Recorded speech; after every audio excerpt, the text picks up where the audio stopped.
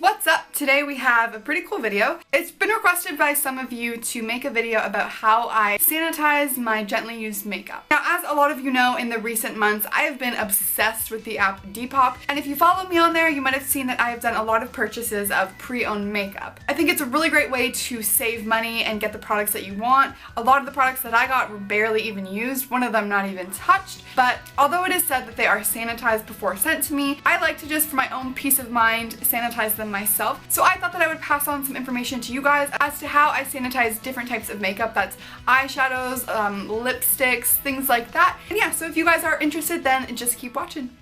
Okay, so today I'm going to be showing you how to sanitize a variety of makeup. So that includes things like blushes, eyeshadow palettes, lipsticks, lip glosses, the whole shebang. Even if you aren't purchasing gently used makeup, it's a great thing to do to your makeup just to ensure there's no unnecessary oils or anything like that getting onto your face. And so here's what you're going to need to accomplish this. Firstly, you're going to need some cotton pads. You're not going to use this for every kind of makeup you disinfect, but it's a great thing to have just because they're disposable and they're the perfect size. Now, for the star of the show, I suggest getting some isopropyl alcohol. This is 70% and it's 30% distilled water. Basically what this is it's a solvent, meaning it's a dissolver of dirt and oil. And it dries almost instantly, which is key to making sure that your makeup isn't damaged. So make sure when you are picking up some alcohol, you're getting the isopropyl 70%. Okay, so first, there's about two kinds of really common eyeliners. One would be this one, which is obviously retractable, so it comes up, goes back down, that kind of thing. And the second one is something that you sharpen, so something like this Maybelline one that I have. And realistically, these are two of the easiest things to clean. So for the one that we're able to sharpen, I'm just going to be taking a cotton pad and some of the alcohol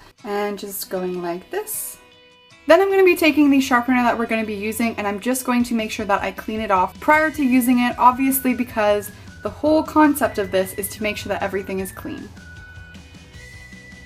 Now we can just go ahead and sharpen it up. So now what this has done is basically it's given us a brand new eyeliner. So we have no bacteria on the top of our pencil and we are good to go. You can sanitize it again, but I really don't think it's necessary. Now for the second kind of eyeliner, this one is very self-explanatory. You just want to twist some of the eyeliner up and you're just going to take a knife and then cut it off. I would then highly suggest taking one of your cotton pads and just cleaning around the top of the eyeliner just so that you can make sure that all of that gunk is gone. Okay, moving on to two things that are going to be extremely hard to clean. The first one being a mascara, which obviously is in a tube. And the second one is a liquid lipstick or a lip gloss, anything that basically comes in a tube like this. Now the reason why these are so hard to clean is because if you think about it, you're taking product out on this stick, you're using it, and then whatever you're not using, you're just putting right back in. And so there's no way of knowing what is in this tube. That being said, I probably wouldn't repurchase a gently used mascara just because we know the eyes are very common for eye infections. But if you do own one of these yourself and want to just clean it up, something very simple that we can do is we can just take some of our rubbing alcohol, pour it into a bowl, and place our mascara wand into it. Then we can take one of our cotton pads and just wipe off any excess product.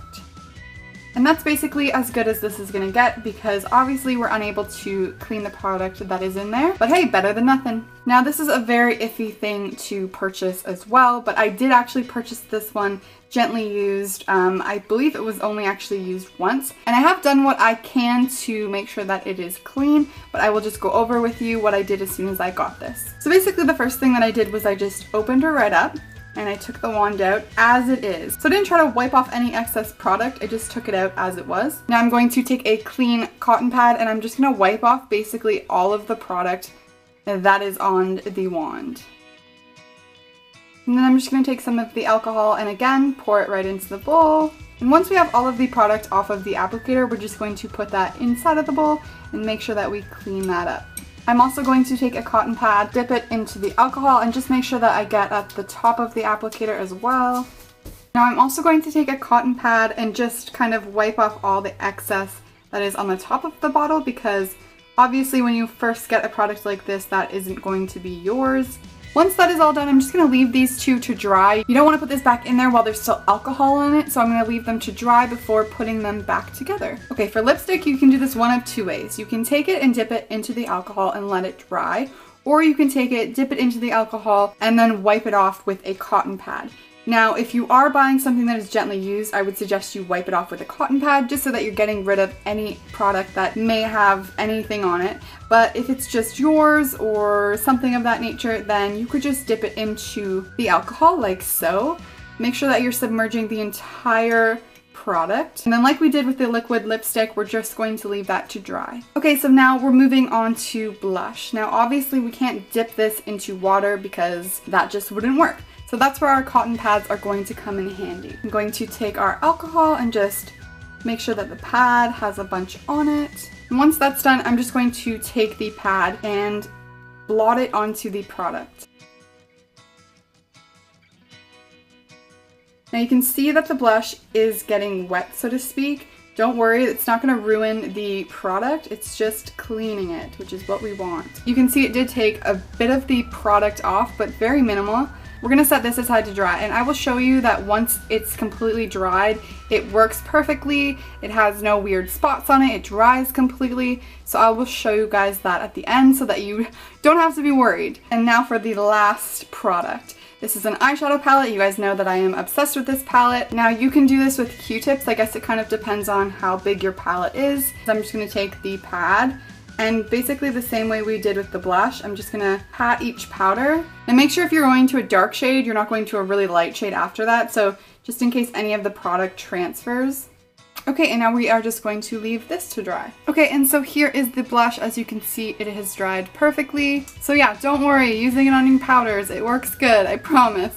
I hope that you guys enjoyed this video and I hope that it was helpful in some way. If you have any questions, please feel free to leave a comment down below and I will get back to you guys soon. Thank you so much for watching and I will see you in my next video. Bye guys!